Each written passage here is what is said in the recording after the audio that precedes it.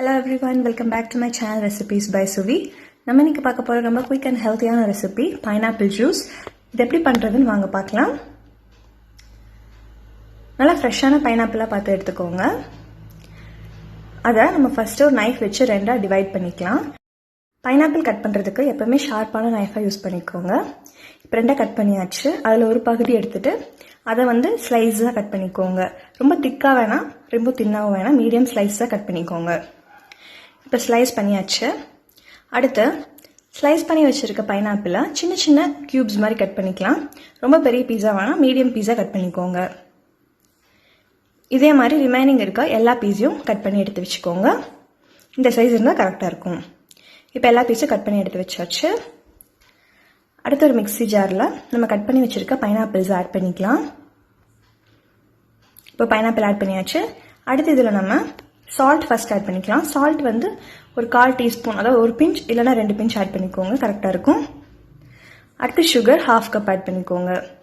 நான் full pineapple போட்டிருக்கேன், அதனால 1/2 கப் ஆட் பண்ணிக்கிறீங்க. நீங்கள் கூடவோ குறைச்சில ஆட் பண்ணிக்கோங்க.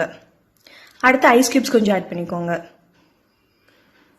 அடுத்து இதை பிளெண்ட் பண்ணி நான் கொண்டு வந்துடுறேன். நல்லா பிளெண்ட் பண்ணிக்கோங்க இதை. இப்போ ஜூஸ் ரொம்ப திக்காக இருக்குது, அதனால இதில் கொஞ்சம் வாட்டர் ஆட் பண்ணிக்கிறேன். 1/2 கப்லேருந்து 1 கப் வரைக்கும் ஆட் பண்ணிக்கோங்க. நான் எனக்கு 1/2 கப் ஆட் பண்ணிக்கிறேன். வாட்டர் ஆட் பண்ணதுக்கப்புறம் ஜஸ்ட் ஒரு 2 to 3 பல்ஸ் மட்டும் பண்ணிங்கன்னா போதும். அது பிளெண்ட் ஆயிடுச்சுன்னா ஓகே, ஃபைன். இப்போ நான் ஓப்பன் பண்ணுறேன். ஜூஸ் இப்போ பர்ஃபெக்டாக ரெடி ஆயிடுச்சு. நீங்கள் சுகர் வேணும்னா இந்த டைமில் ஆட் பண்ணிக்கலாம். இது அடுத்து ஒரு பவுலில் ஒரு ஃபில்டர் யூஸ் பண்ணி இதை ஃபில்டர் பண்ணிக்கலாம். ஃபில்டர் பண்ணிட்டீங்க அப்படின்னா நல்லா க்ளீனாக இருக்கும் ஜூஸ் உங்களுக்கு குடிக்கிறப்போ. இப்போ நான் கொஞ்சம் கொஞ்சமாக ஆட் பண்ணி நான் இதை ஒரு ஸ்பூன் வச்சு நல்லா ஃபில்டர் பண்ணிக்கிறேன். நீங்கள் ஃபில்டர் பண்ணுறப்போ மஸ்லின் கிளாத் கூட யூஸ் பண்ணலாம் ஸ்ட்ரெயினருக்கு பதிலாக. அடுத்த ஸ்பூன் போட்டு மிக்ஸ் பண்ணிக்கோங்க, குயிக்காக ஃபில்டர் ஆகிடும்.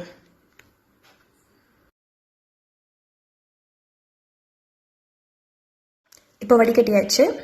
ஃபைனலாக இது கொஞ்சம் மிச்சம் இருக்கும், அதை ரிமூவ் பண்ணிடலாம். ஒரு ஸ்பூன் வச்சு ஒன்ஸ் மிக்ஸ் பண்ணிடுங்க.